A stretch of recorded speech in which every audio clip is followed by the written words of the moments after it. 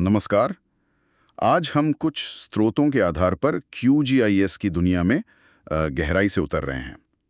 पर इससे पहले ये GIS क्या होता है? Geographic information systems. बिल्कुल।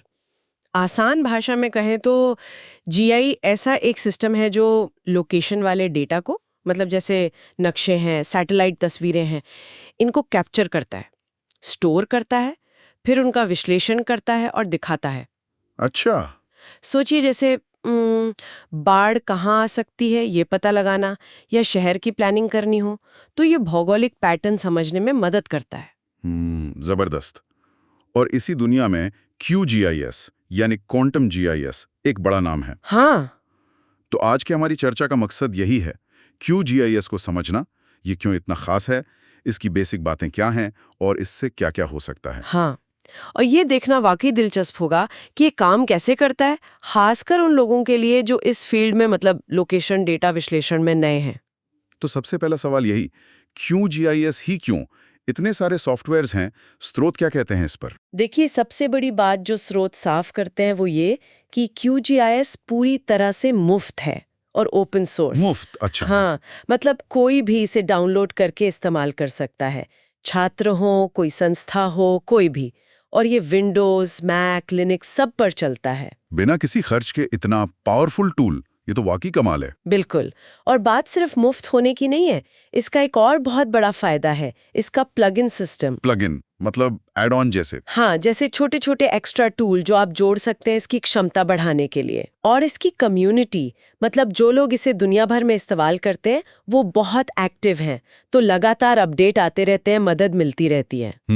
और ये GRS, सागा जैसे दूसरे GIS टूल्स के साथ भी आराम से काम करता है। और डेटा फॉर्मेट की बात करें तो शेप फाइल, जियोजेसन, KML, हाँ, गूगल अर्थ वाला। बिल्कुल, GOTF, मतलब लगभग हर तरह का डेटा ये सपोर्ट करता है। कई मामलों में तो ये महंगे वाले कमर्शियल सॉफ्टवेयर जैसा ही काम कर देता है। खोलता है तो सामने क्या दिखता है? इंटरफेस कैसा है इसका? देखिए, जब QGIS खुलता है तो मेन स्क्रीन पे एक बड़ा सा एरिया होता है, वो है मैप कैनवस। वहीं आपका नक्शा या डेटा दिखता है। ओके। साइड में एक लेयर्स पैनल होता है, उसमें आपके सारे डेटा की लिस्ट होती है, जैसे सड़कें, नदियाँ, इमारतें, सब अलग अलग परत या लेयर में। ठीक है। ऊपर कुछ टूल बार होते हैं, जूम करने के लिए, जानकारी देखने के लिए, और एक ब्राउजर पैनल भी होता है जिससे आप अपने कंप्यूटर से डेटा इसमें ला सकते हैं। और ये किस तरह के डेटा के साथ काम करता है? स्रोत दो मुख्य प्रकार बताते हैं, वेक्टर और रास्टर। हाँ, मोटे तौर पर दो तरह का डेटा होता है इसमें। एक है वेक्टर डेटा। Vector data. हाँ, मतलब जो बिंदुओं, रेखाओं और पॉलीगन्स यानी आकृतियों से बनता है। जैसे किसी शहर की लोकेशन एक बिंदु हो गया। सड़कें रेखाएं हो गई। हाँ, या कोई खेत या जमीन का टुकड़ा एक पॉलीगन हो गया। समझ गया। और दूसरा है रास्टर डेटा। ये ग्रिड जैसा होता है, जैसे पिक्सल होते हैं ना फोटो में, बिल्कुल वैसा। हर सेल की एक वैल्यू होती है, जैसे ऊंचाई का नक्शा या सैटेलाइट इमेज। ओके। वेक्टर मतलब साफ सीमाएं, रास्टर मतलब फैला हुआ डेटा, जैसे तापमान या ऊंचाई। अच्छा, और इसमें कोऑर्डिनेट रेफरेंस सिस्टम CRS का भी जिक्र है, ये क्यों जरूरी है? CRS तो बहुत ही ज्यादा महत्वपूर्ण है। देखिए, पृथ्वी तो गोल है, 3D है। हाँ। और नक्शा हम बनाते हैं 2D स्क्रीन या कागज पर। तो CRS ही वो गणित है, वो तरीका है जो 3D लोकेशन को 2D नक्शे पर सही ढंग से दिखाता है। अच्छा। अगर आपकी अलग-अलग डेटा लेयर्स का CRS अलग-अलग हुआ या गलत हुआ, तो वो नक्शे पर एक दूसरे के ऊपर सही से बैठेंगे ही नहीं, सब आगे पीछे दिखेगा। मतलब गड़बड़ हो जाएगी पूरी। हाँ, बिल्कुल। जैसे WGS 84, EPSG 4326 और वेबमार्केटर EPSG 3857, ये कुछ कॉमन CRS हैं जो इस्तेमाल होते हैं। ठीक है। और डेटा नक्शे पे दिखेगा कैसा? ये कैसे तय होता है? आपने कहा लेयर्स होती हैं, पर उनका रंग रूप? सिम्बोलॉजी। हाँ, सिम्बोलॉजी। इसका मतलब है कि आप अपने डेटा को दिखाते कैसे हैं, उसका रंग क्या होगा, निशान कैसा होगा, लाइन मोटी होगी या पतली। ओके। आप चाहें तो जैसे सारे शहरों को एक ही तरह के लाल बिंदु से दिखा सकते हैं, या फिर अलग-अलग तरह के लैंड यूज को, जैसे जंगल, पानी, शहर, इनको अलग-अलग रंगों में दिखा सकते हैं।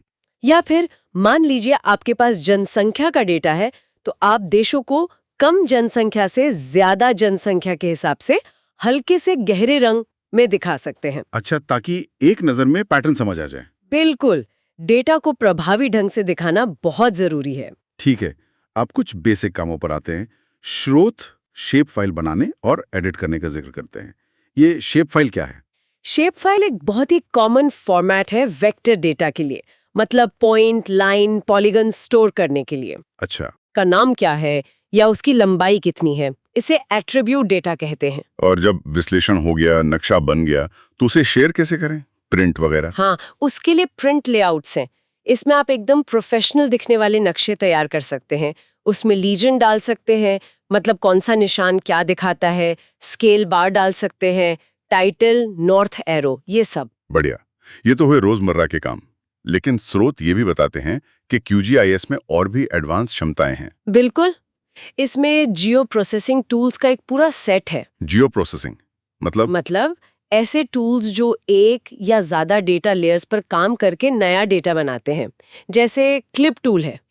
मान लीजिए आपके पास पूरे देश की सड़कों का डेटा है, पर आपको सिर्फ एक राज्य की सड़कें चाहिए, तो आप क्लिप टूल से उस राज्य की सीमा के हिसाब से सड़कों को काट सकते हैं। अच्छा, जैसे कैंची से काटना। हाँ, कुछ वैसा ही। या बफर टूल है। ये किसी नदी या सड़क के दोनों तरफ एक निश्चित दूरी का एरिया बना देता है, जैसे ये देखने के लिए कि नदी के 100 मीटर के दायरे में कौन कौन से घर हैं। उपयोगी है। और आप डेटा टेबल को मैनेज कर सकते हैं, उसमें नई जानकारी जोड़ना, बदलना। और प्लगइन्स की बात तो हमने की ही थी, जैसे क्विक OSM प्लगइन है। उससे आप ओपन स्ट्रीट मैप का डेटा, जो कि क्राउड सोर्स्ड मैप डेटा है, सीधे QGIS में ला सकते हैं। और जो एक्सपर्ट यूजर्स हैं, उनके लिए क्या है? उनके लिए भी बहुत कुछ है। स्थानिक विश्लेषण कर सकते हैं, जैसे क्राइम डेटा का इस्तेमाल करके हीट मैप बनाना, ये देखने के लिए कि अपराध कहाँ ज्यादा होते हैं। हीट मैप, हाँ। हाइड्रोलॉजी विश्लेषण, मतलब पानी के बहाव का अध्ययन, जैसे किसी नदी का पूरा वाटरशेड एरिया निकालना। फिर अगर किसी को कोडिंग आती है, खासकर पाइथन, तो PyQGIS का इस्तेमाल करके बहुत सारे काम ऑटोमेट किए जा सकते हैं। ऑटोमेट मतलब स्क्रिप्ट लिखकर काम करवाना। हाँ, बिल्कुल। और तो और ये लाइडार डेटा प्रोसेसिंग भी कर सकता है, जो ऊंचाई की बहुत दकीक जानकारी देता है, और नेटवर्क विश्लेषण भी। नेटवर्क विश्लेषण जैसे किसी शहर में एक जगह से दूसरी जगह जाने का सबसे छोटा रास्ता खोजना। अरे वाह, ये तो सचमुच बहुत वर्सेटाइल है। हाँ। इसका इस्तेमाल किन खास फील्ड्स में होता है? कई सारी फील्ड्स में। हाइड्रोलॉजी की बात हमने की, रिमोट सेंसिंग में बहुत इस्तेमाल होता है। Remote sensing? हाँ, मतलब सैटेलाइट इमेजरी का विश्लेषण करना, जैसे ये देखना कि समय के साथ जमीन का इस्तेमाल कैसे बदला है, जंगल कम हुए हैं या शहर फैले हैं।